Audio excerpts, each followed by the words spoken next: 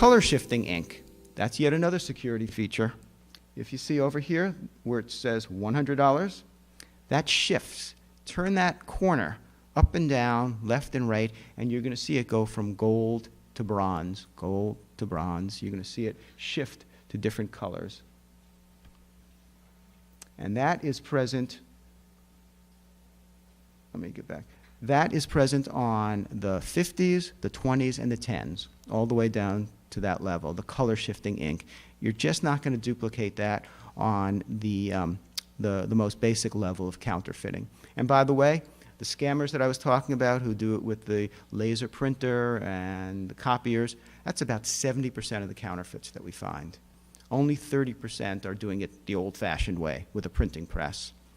Interesting tidbit for the euro, and in Europe, they're finding it exactly the opposite. Folks are still clinging to the old method of counterfeiting.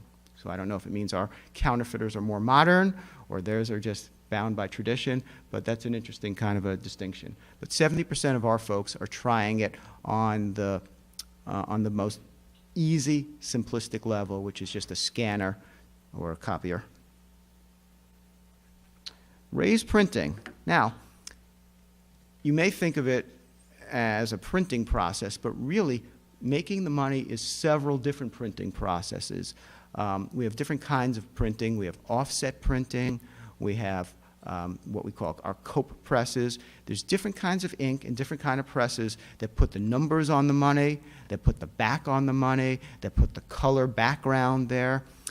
One of the most unique things that we have is what's called intaglio printing. It's from the Italian word. I don't know what the rest of the expression is, but intaglio is how it's written in English. And that is a very specialized kind of printing where the ink is not just on the paper, but it's actually forced into the paper on tremendous, tremendous speed. So it's a very difficult process to duplicate, very, very difficult to actually work with those machines. We're constantly having to invest in them. We're right now in the process of advertising for new intaglio presses. Each one of them is likely to cost $50, $60, $70 million. That's how expensive each one of them is. We haven't put the contract out, which is why I gave you a range, but it's going to be up in that range, and we know that because this is so unique. What it does is it forces the ink into the paper. It's not just lying on there, tremendous pressure. And how does that help us in the fight against counterfeiting? Feel around the president or the portrait's coat, shoulder area. You feel these raised kind of grooves. That's called intaglio printing.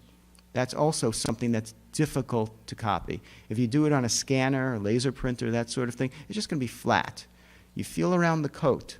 And that is, I think, something that the money lenders, people who work with cash all the time, that's one of the quickest things that they do, and they know it. You feel around the coat, and you try to feel for that kind of raised feel in the intaglio printing. Gold 100, again, sort of a security feature that does double duty. We are printing all of our currency, and will continue to do so, with what we call large, high-contrast numbers. Why? For the low-vision community. Because folks were complaining about how the previous generations of money weren't that easily accessible. This is much more accessible. In addition, it's harder to copy it because you've got shaded ink in a different kind of bold color. Not impossible, but again, puts the counterfeiter to more of a test. Microprinting. Sort of high-tech and sort of isn't. It's really just our regular printing, except really, really tiny. There's tiny, tiny microprinting. If you see down here, and it says different things, USA or $100, like this says USA, microprinting right along the border here in the $100 bill. With a magnifying glass, you could see it. If you can see it with your eye, David, I applaud you. But basically, if you look under a magnifying glass, you'll see that microprinting. What does that mean? It just means that the average counterfeiter doesn't have equipment that's fine enough to make that kind of distinction. And our friends at the Secret Service use that as one of the quickest ways to see if a bill is bogus or not. You pick it up, even if it feels right, You look at it under a magnifying glass, and that's all you need. You don't need a microscope. You just need a magnifying glass, and you look for that micro printing. Because what happens if you don't see it? You know it's bogus. Folks trying to replicate our currency, they can't get to that level of detail. It's just too fine for them. So far, knock on wood.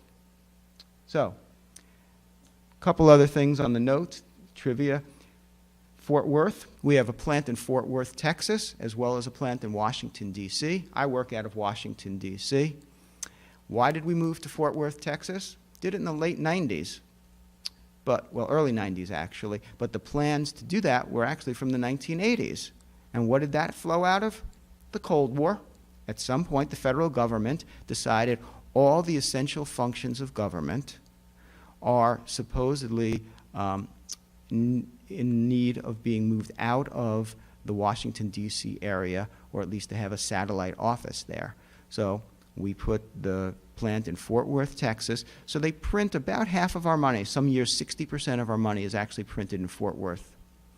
And it's, you know, the day that the big one hits Washington, D.C., supposedly Fort Worth, Texas is a safer location. They haven't relocated me there yet, so I guess that tells you how essential I am. But we do have indicators on the money that tells you where the money was printed, either in Washington, D.C., and I don't know how many folks have actually had a chance to tour our plant. Raise your hand if you have. Excellent. Well, the tour is free, and these folks will all tell you, worth every penny. We think it's really a very, very interesting tour. It's not just interesting to see the equipment, but also to see the folks that are very, very dedicated working at it. The equipment is incredibly complicated. The folks who work it have tremendous experience and skill and are very proud of the product that they put out. A lot of people in this country work on a factory. Not that many people can say, I make something that all Americans depend on, and they're very, very proud of that. So if you have a chance in Washington, D.C., come on by. We're on 14th Street, just off of the mall. Free tour. And we talked a little bit about the artistry, and I could not close without giving you some background on that. If you look at the background of the notes, you'll see tremendous, tremendous artistic skill. This is the Independence Hall for the $100 bill. Of course, Ben Franklin featured there. It's a very, very beautiful note. And, you know, I'm not the world's most artistically oriented person. I never had a lot of artistic talent, and what little I had was drained out of me in law school. But even I can appreciate the artistry there. And the folks who are working in our engraving section are not just tremendously skilled artists, but they try very hard to incorporate a knowledge and a sense and a theme of American history. We work very closely with historians to try and make sure that the bill represents American history. And they have the challenge of having to create something that, number one, can be mass-produced on an industrial scale, like we were just talking about. Number two, that coordinates and works well with all of these security features. And number three, fits in the limited real estate. So it's got to be small enough that fits in there, yet the beauty has to come through even in that limited space. So those engravers do quite an impressive job. One of the few places in the world where you can be an artist and be on a federal payroll and get a regular payment, health insurance, and all those kind of benefits, and still call yourself an artist. Not too frequent. So what do you do if you see a counterfeit note? First of all, don't take it. But second of all, if you see that you actually have one in your possession, you should contact the local police or the Secret Service and initial it, make note of it. They'll come out, try to follow up. And we do. You know, another area where technology has really helped us is the fact that nowadays almost every store down to the smallest bodega has security cameras. So in the old days, we would find out someone in such and such neighborhood has been passing bad 20s. And we could comb the neighborhood, we could do interviews, the Secret Service can do certain things, but it was kind of hard to get the actual folks who were giving the money out. A lot easier now because of all those surveillance cameras.